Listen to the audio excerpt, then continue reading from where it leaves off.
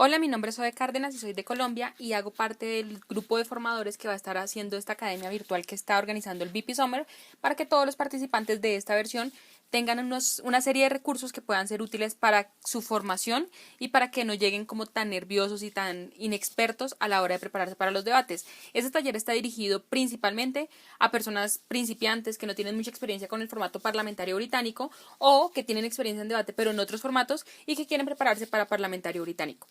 Este taller también puede ser útil para algunas personas que ya hacen parte del circuito, que ya tienen experiencia en este tipo de formatos y en este tipo de debates que tienen tan poco tiempo de preparación,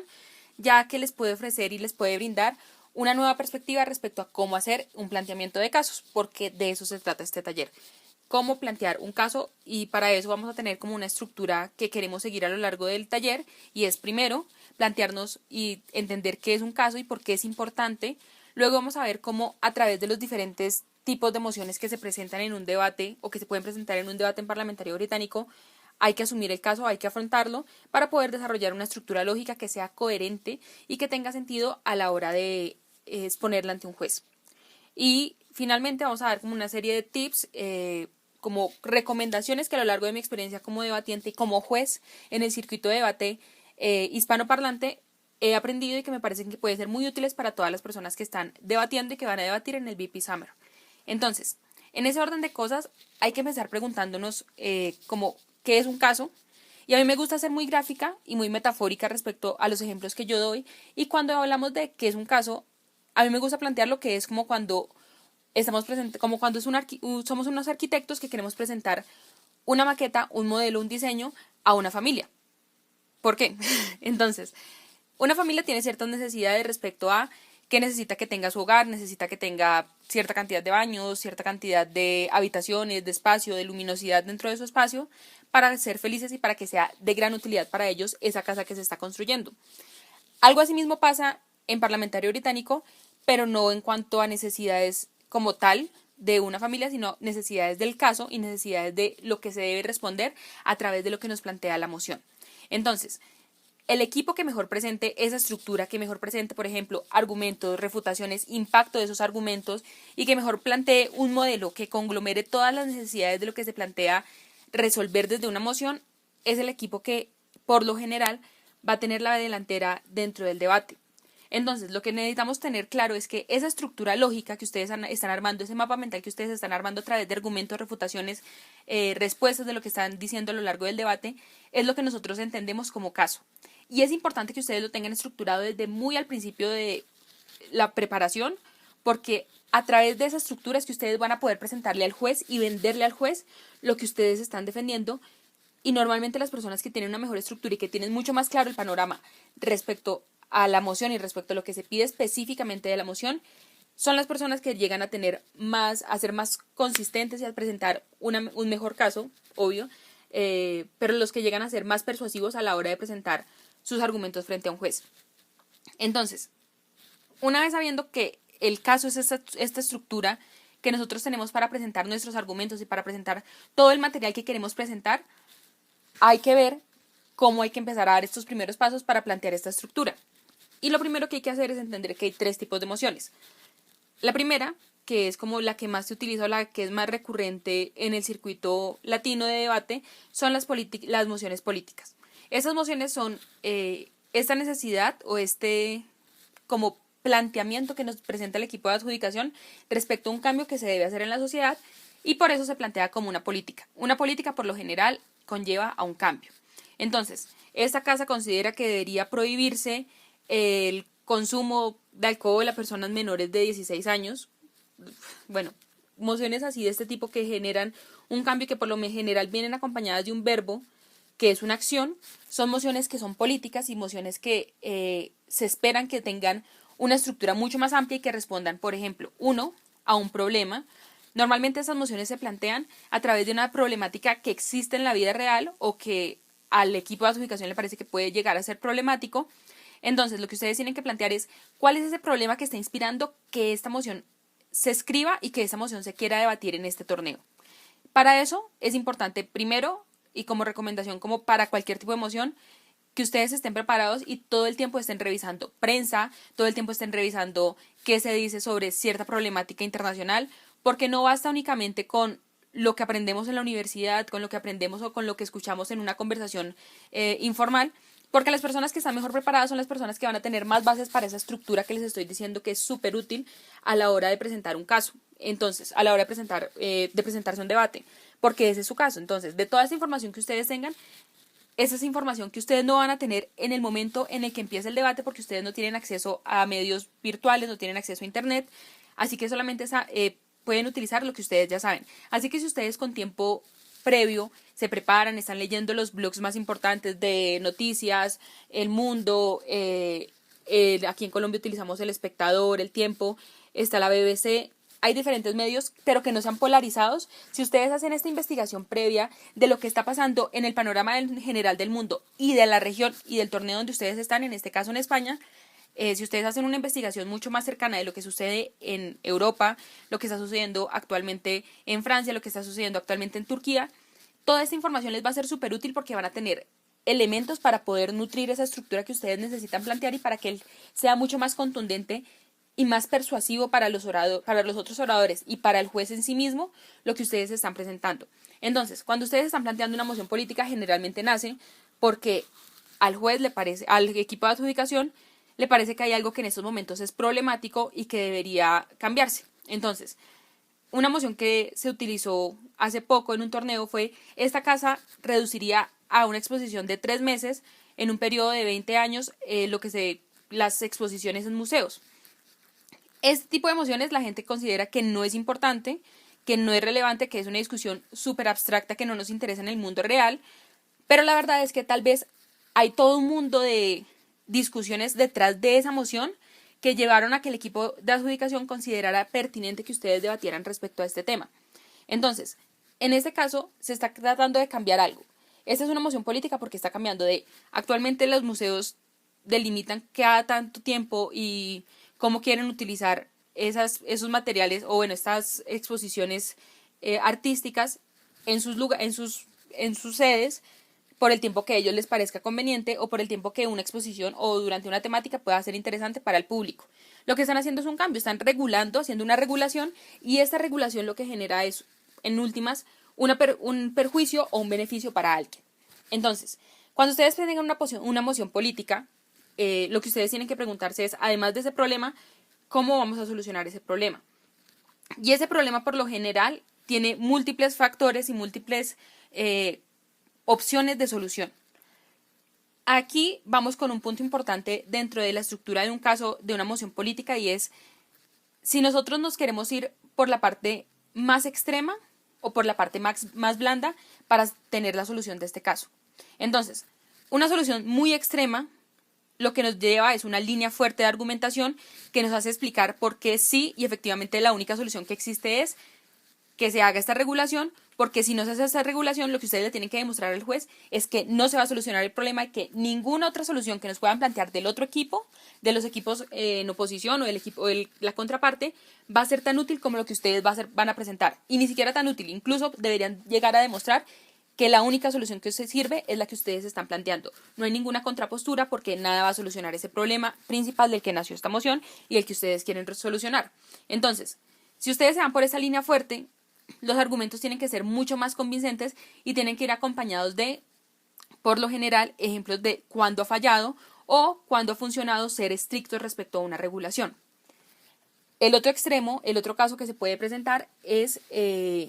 tener una línea blanda, una línea en la que podamos llegar a generar concesiones porque estamos buscando el mayor beneficio con la menor cantidad de costos o afectaciones a un grupo involucrado. Entonces, en este segundo caso, lo que ustedes tienen que hacer es ser súper como persuasivos, ser súper estratégicos. Que esa estrategia que ustedes incluso tienen en esta línea blanda de argumentación los lleve a poder solucionar no solo su problema, sino el problema de la otra parte de la mejor manera. Entonces, si nosotros estamos hablando de, se me ocurren ahorita varias mociones, pero una moción política que afecta a varias personas se debatió aquí en Colombia y es si se debe prohibir el poner imágenes que desagradables o imágenes fuertes en las cajetillas de cigarrillos. Todos sabemos que actualmente los cigarrillos tienen unas imágenes de cáncer de pulmón, de problemas con niños que nacen mal, o sea, imágenes que son muy fuertes y con lo que buscan es disuadir al consumidor de comprar estos cigarrillos porque van a ver supuestamente todos los problemas que puede generar el consumo de tabaco. Entonces, una moción que se propuso es, esta casa prohibiría poner este tipo de imágenes en las cajetillas de los cigarrillos.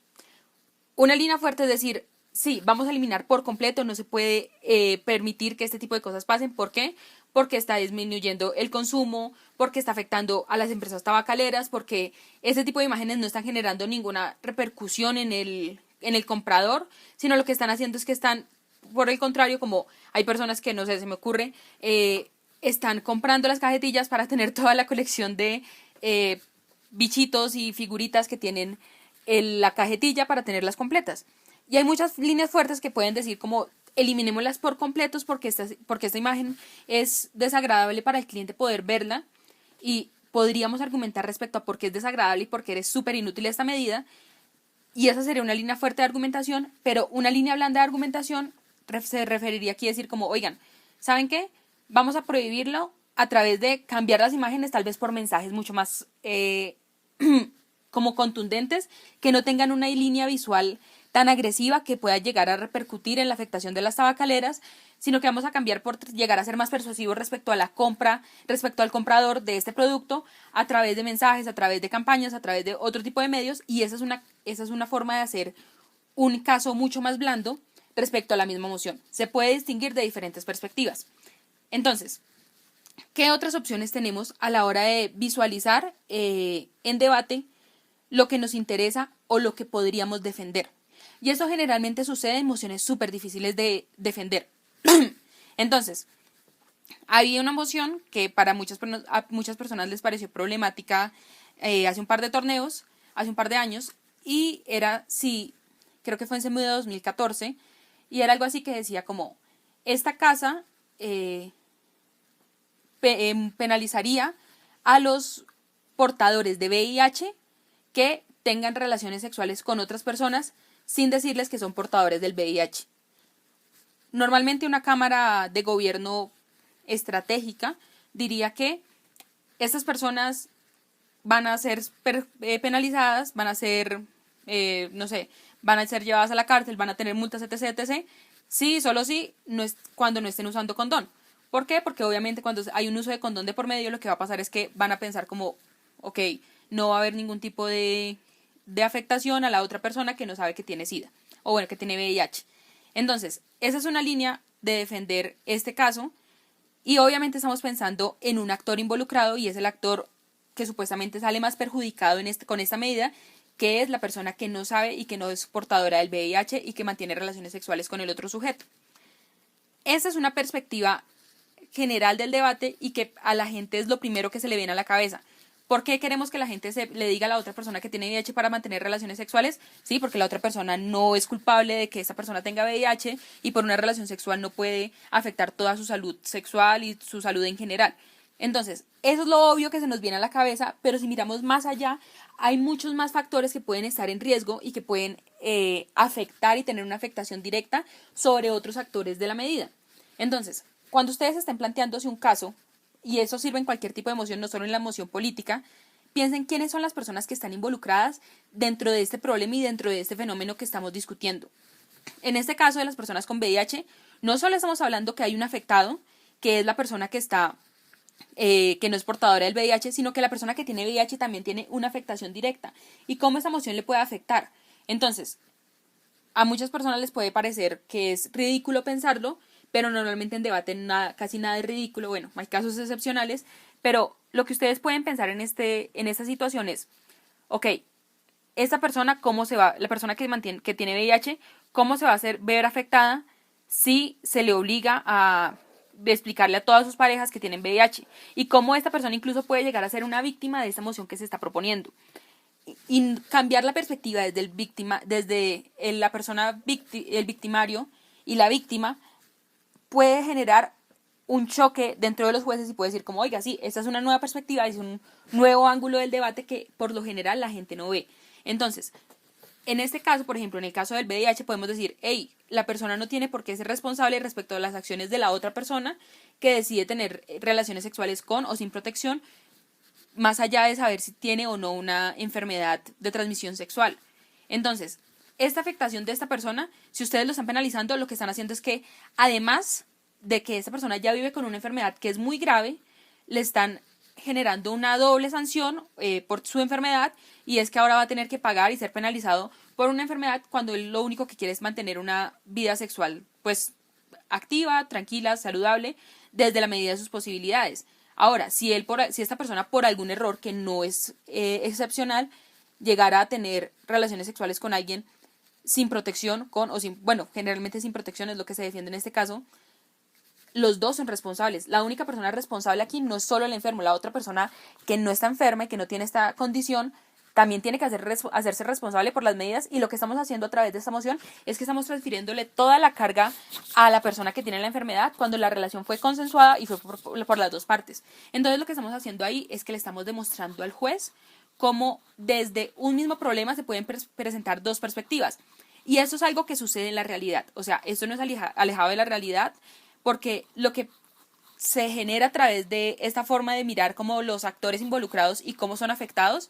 es lo que generalmente conocemos como empatía. Y ese es otro punto súper importante en la construcción de casos. Cuando estamos haciendo esta construcción de casos tenemos que ponernos en la situación, o bueno, lo ideal es ponernos en la situación no solo de quien nosotros queremos defender, sino de la persona a la que el otro equipo quiere defender, o los sujetos o los como actores involucrados que quieren defender de la otra parte, porque también hay intereses que están siendo afectados.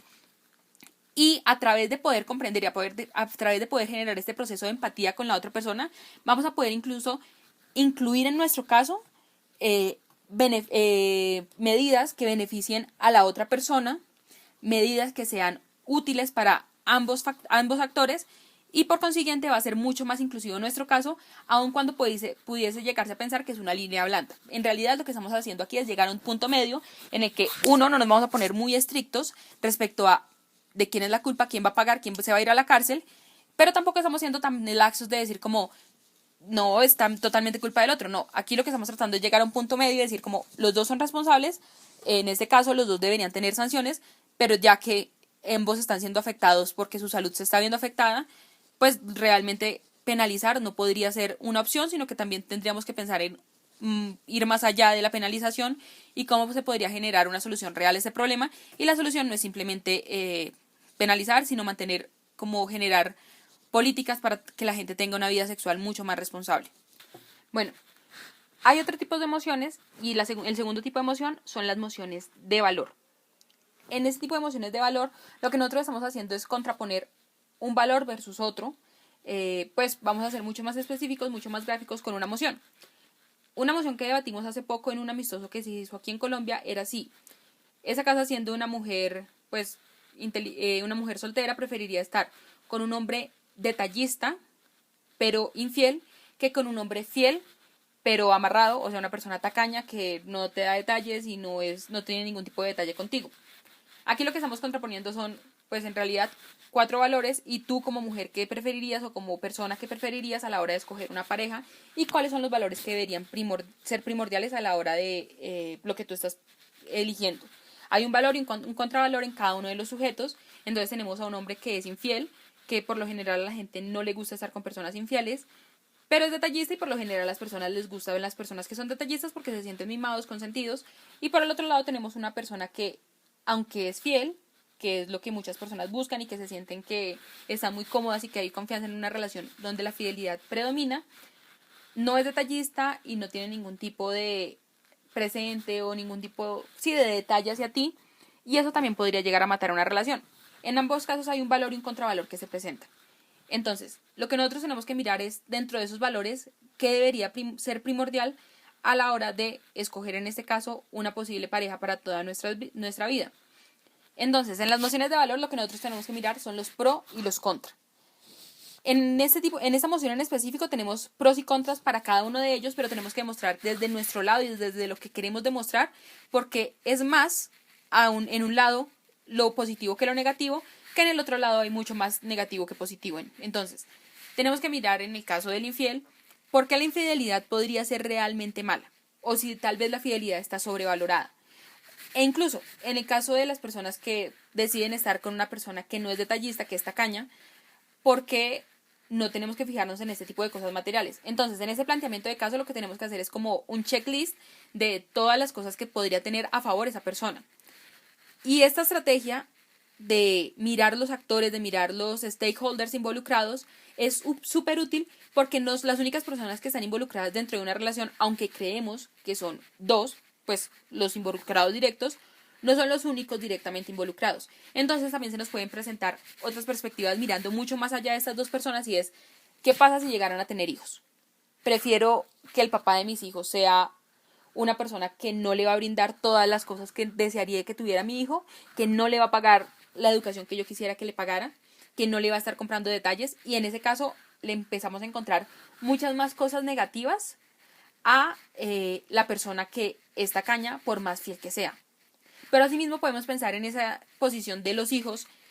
qué otras cosas negativas se pueden ver de una persona infiel respecto a los hijos. Entonces, hey, si empezamos a tener hijos y si yo no soy, es infiel y no soy la única con la que está teniendo hijos, por más detallista que sea, la cantidad de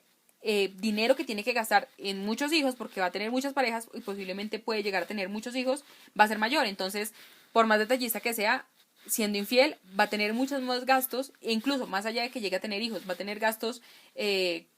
que llegue a tener hijos conmigo, va a tener gastos con las otras parejas, y si llegara a tener otros hijos por fuera de nuestra relación, también genera una afectación. Entonces es ver como todo el panorama amplio de lo que está sucediendo. Entonces, eso cómo puede hacerse o cómo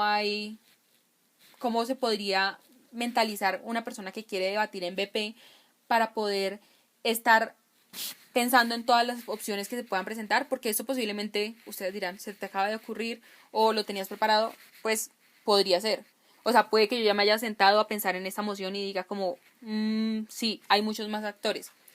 Pero lo que ustedes deben hacer es sentarse junto con su pareja y pensar, hay dos esferas, por lo general, que afectan la vida del ser humano. Entonces, tenemos por un lado la esfera pública y la esfera de lo privado. Vamos a intentar ser más gráficos con un video.